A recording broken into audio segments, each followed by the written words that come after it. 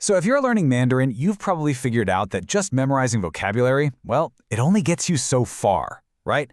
To really get the language, you have to unlock the culture behind it. Today, we're going to decode 5 super common lucky symbols. And trust me, this is going to give you a massive advantage. Let's dive in.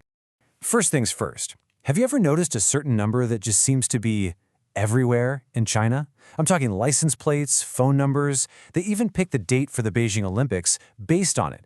So, what is the deal with the number 8? Well, the secret isn't in the number itself. Nope, it's all about how it sounds. And this, right here, is a huge key to unlocking so much of Chinese culture. Words that sound the same can basically share their meaning. So that's where we're going to start, with symbols that get all their lucky power just from how you say them. This is where the language gets really, really cool. Okay, so let's break this down. The number 8 is pronounced ba. Now, here's where the magic comes in. That sounds incredibly similar to a totally different word, fa. So you're probably wondering, what does fa mean? Fa is the first character you see in the phrase fa kai, and that means to get rich, to make a fortune. And just like that, because ba sounds like fa, the number 8 becomes this super powerful symbol for wealth and prosperity.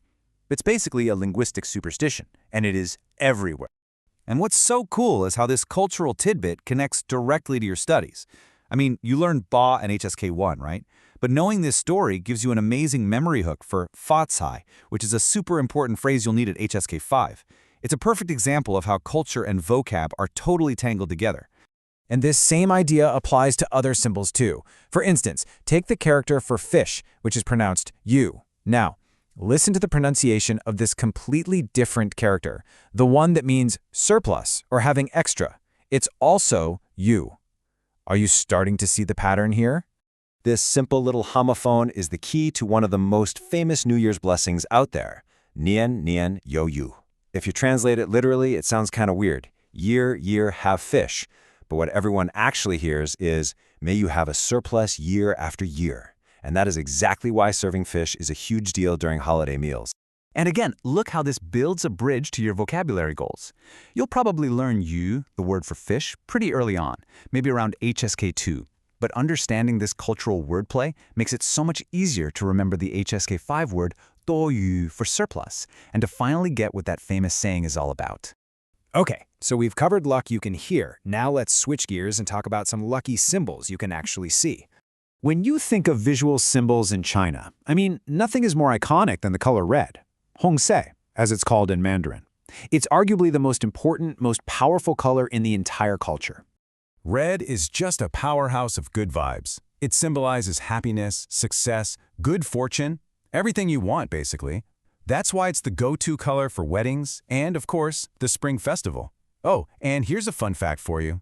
In Western stock markets, red means you're losing money, right? Well, in China, it's the opposite. Red means the stock price is going up.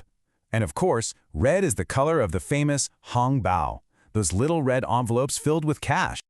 And this powerful symbolism is baked right into the vocabulary. So it's no surprise that hóng is linked in meaning to words like xingfu, which means happiness, and xiqing, which means festive or celebratory. The color is basically a visual shortcut for all these happy feelings. All right, next up we have a beautiful piece of art that you've probably seen a million times, the zhōng, or the Chinese knot. What's so amazing about this is how it represents a really deep idea. Get this, the entire knot is made from a single piece of cord, looped and tied. Because it has no beginning and no end, it's a symbol of eternity and unity. People hang them up as decorations or give them as gifts to bring good luck, and even to ward off evil spirits. And once again, the vocabulary just clicks into place. The whole idea of the knot connects directly to tuanjie, which is the HSK5 word for unity.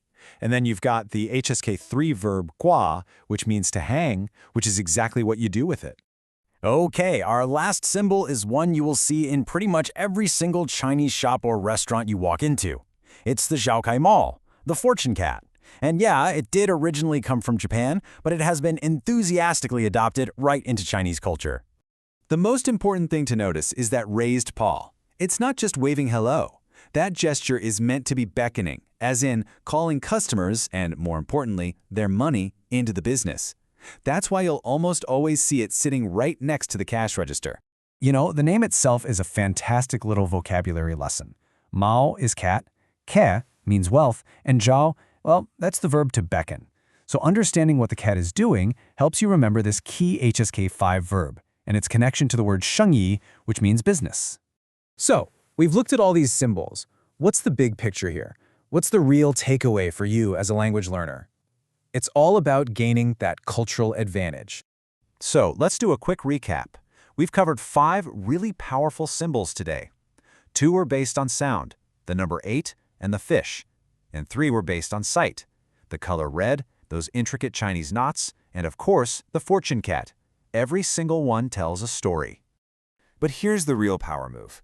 This was never about just memorizing 5 lucky charms. It's about understanding the why. Why red is the color of celebration. Why fish is always served at New Year's. This is the context that takes vocabulary from just a list of words and turns it into a living, breathing language. Honestly, knowing these 5 symbols is just scratching the surface. It's like having a key to unlock a much deeper connection with Mandarin and its culture. So the real question is, now that you know how to look for these hidden connections, what other secrets are you going to uncover next?